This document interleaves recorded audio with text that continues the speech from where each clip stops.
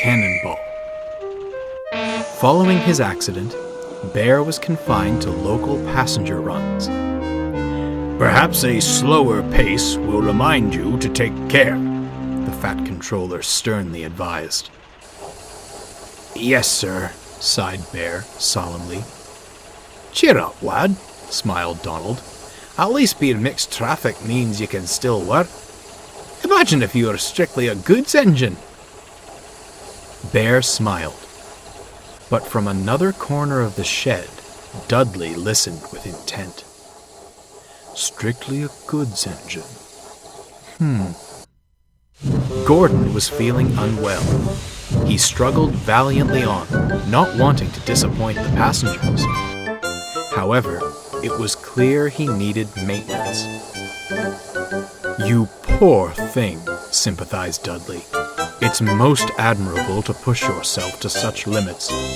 Certainly wouldn't get that from any diesel. I always longed for a chance at an express run of my own. He gave a heavy sigh. Oh, alas, my class only ever pulled coal trains and other goods. Work is work, mind you, but it would be superb to coast along with coaches. I suppose I'll never get my chance. The other railways certainly wouldn't provide such an opportunity. Lucky you're not on the other railway then, smiled James. Bear and I normally take the express in Gordon's absence, but I'm sure you could have a try. What do you say, Bear? Bear was hoping a good express run would put him back in the Fat Controller's good graces. However, he feared being painted as a villain if he denied Dudley's wish. I don't see why not, he said with a forced smile. I'm sure you'll manage well. Most kind of you to offer, smiled Dudley. I only hope the Fat Controller will agree. Indeed, he did. Dudley shared express duties with the others and managed swimmingly. Then the weather changed. The sky turned gloomy and gray.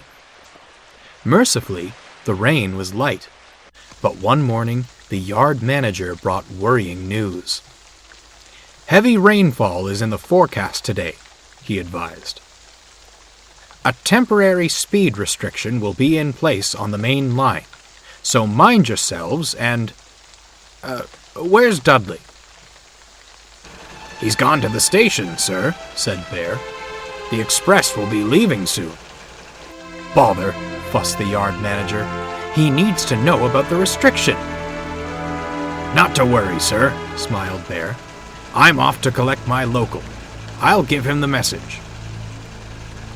The yard manager tipped his cap in thanks and walked away. Dudley was sizzling happily when Bear rolled up.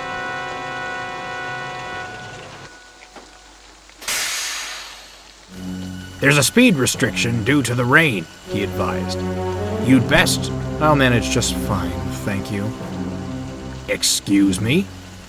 I was built for fast services. I didn't survive wartime by crawling along, you know. A little rain won't impede my work. This isn't about your work, huffed Bear. It's about our passengers' safety. Yes, well, given your little maneuver the other day, grinned Dudley, you're hardly qualified to preach about safety. Dudley chortled away, leaving Bear brooding. Wet weather loosens soil on the hillsides along the tracks. This, in turn, creates potential for landslides. Mrs. Kindly had saved Thomas from one many years ago, but the main line wasn't lucky enough to have its own Mrs. Kindly.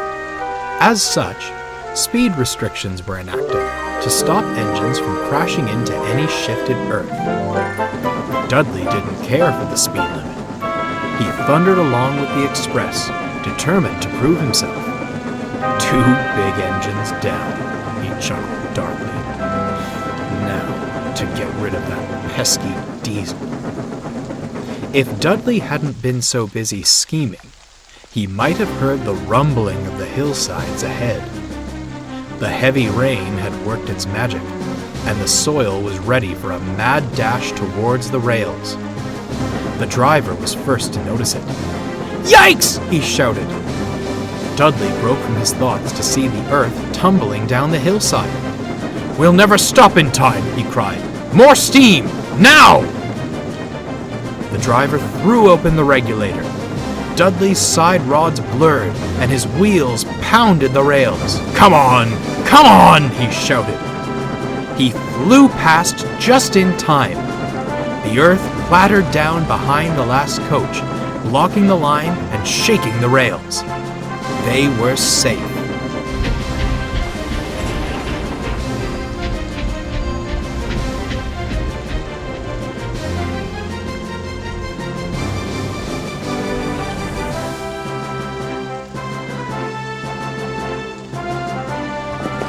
At the station, the passengers flooded the platform and swarmed around the station master. "Your engine is a hero!" they shouted. "He shot off like a cannonball and saved us!" "I'll be sure to tell the fat controller," smiled the station master. Dudley smirked. But on his return to the shed, the greeting was far from warm. "Speed restrictions are not optional, Dudley.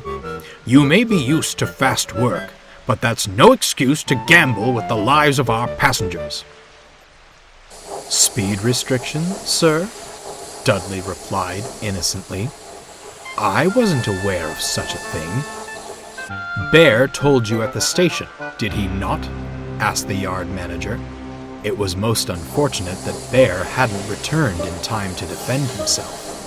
"I'm afraid not, sir," lied Dudley. "Though I'm not surprised. He's been ever so jealous since I started taking the express. I certainly hope he wasn't planning sabotage." The fat controller looked gravely at Dudley, then back to the yard manager. "We shall investigate this," he said at last. "As you did save the passengers from disaster, I'll forgive this instance of a violation. However, future restrictions are to be followed. Is that clear?" "Crystal, sir," smiled Dudley. When Bear returned, the sheds were in an uproar. "Why are you so threatened by Dudley?" Gordon demanded. "Never thought you'd stoop this low."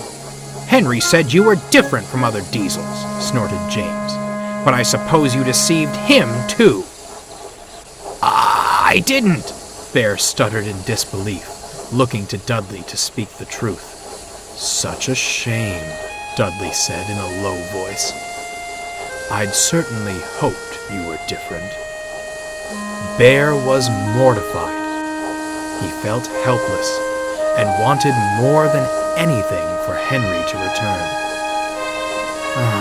"Perhaps I don't belong here after all," he sighed, and sadly went to sleep.